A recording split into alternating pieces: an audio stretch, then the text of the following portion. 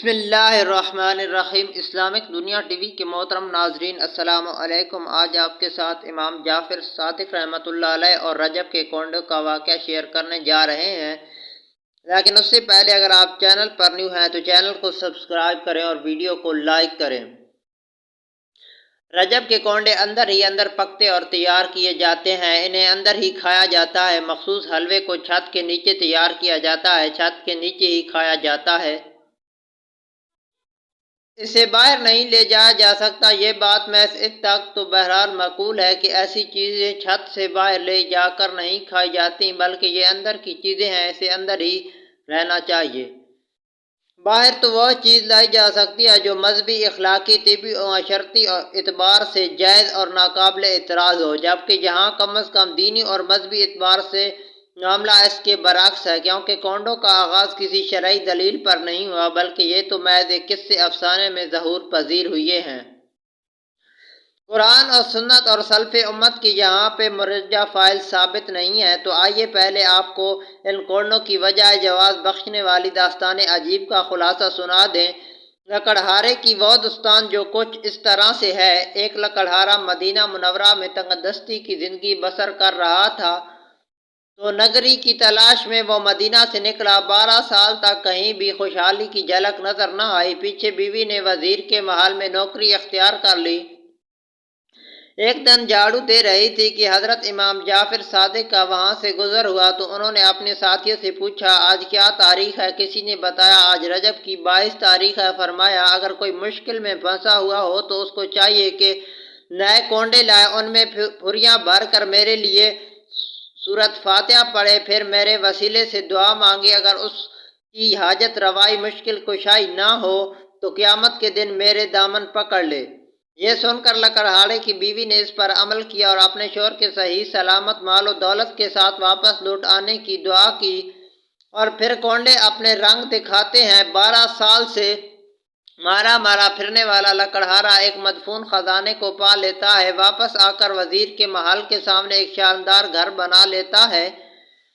اچانک ایک دن وزیر کی بیوی کی نظر اپنے محل کے سامنے بنے ہوئے اس شاندار مکان پر پڑی، تو پتہ چلا کہ یہ اسی خادمہ کا گھر ہے جو یہاں جھاڑو دیا کرتی تھی۔ اسے بلوا کر اس کا راز پوچھا تو پتہ چلا کہ یہ سب کونڈوں نے رنگ دکھایا ہے۔ وزیر کی بیگم کو کونڈوں کی اس کرامت پر یقین نہ آیا اور کہا، تمہارے شوہر نے یہ مال کسی چور ڈاکے کے ذریعے حاصل کیا ہوگا۔ جیسی اس نے حضرت امام جعفر صادق کے ارشاد و کرامات کو جھٹلایا، ویسے ہی اس کے میاں نے وزارت کا عہدہ جاتا رہا۔ حسد و کینہ پروان جھوٹ وزیر غالب آ گیا اور اس نے اس کے میاں کو خائن ثابت کر دیا۔ بادشاہ نے اس وزیر کو معزول کر کے اس کی تمام جائیدادیں بحق سرکار ضبط کر لی، اسے ملک چھوڑنے کا حکم دے دیا۔ میاں بیوی شہر سے نکل رہے تھے کہ بیوی کے پاس کل 2 درم تھے، ان میں سے انہوں نے 1 درم کا خربوزہ خرید کر رومال میں باندھ لیا اور تاکہ بھوک کے وقت کام آئے۔ اتفاق ایسا ہوا کہ اسی دن بادشاہ کا بیٹا شکار پر گیا ہوا تھا، جسے واپس آنے میں کچھ دیر ہو گئی۔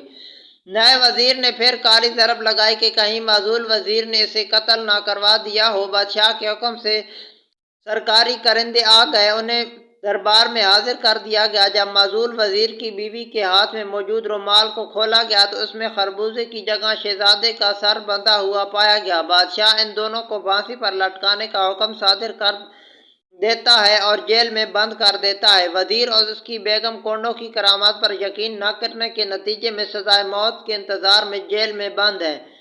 وزیر اپنی بیگم سے کہتا ہے، مجھے کچھ یاد نہیں پڑتا کہ میں نے اپنی زندگی میں کبھی کسی پر ظلم کیا ہو، نہ جانے ہمیں کس خطا کی پاداش میں یہ ذلت و رسوائی مل رہی ہے۔ وزیر کی بیگم نے کہا، تو بے قصور ہیں، قصوروار تو میں ہوں کہ جس نے حضرت امام جعفر صادق رحمۃ اللہ علیہ کے کونڈوں کا انکار کیا۔ چنانچہ وہ ساری رات توبہ کرتی رہی، خلاصی کی صورت میں کونڈے بھرنے کا عزم کرتی رہی۔ ادھر انہوں نے کونڈوں کی عظمت کا اقرار کیا، ادھر شہزادہ شکار سے گھر واپس آ گیا۔ شہزادہ بادشاہ اپنے بیٹے کو سلامت دیکھ کر بڑا حیران ہوا۔ وزیر کو جیل سے نکلا کر ماجرا دریافت کیا تو اس نے ادب و احترام سے کونڈے نہ بھرنے اور ان کو جھٹلانے اور پھر رات جیل میں توبہ کر کے کونڈے بھرنے کے عہدے کا واقعہ بیان کر دیا۔ بادشاہ نے اس وزیر کو دوبارہ بحال کر دیا بلکہ لیاقت سے بھی نوازا۔ بادشاہ اور وزیر تو کیا، رعایا نے بھی کونڈے بھرنے کا اہتمام شروع کر دیا۔ یہ عجیب و غریب داستان کونڈے بھرنے والوں کی دلیل ہے جو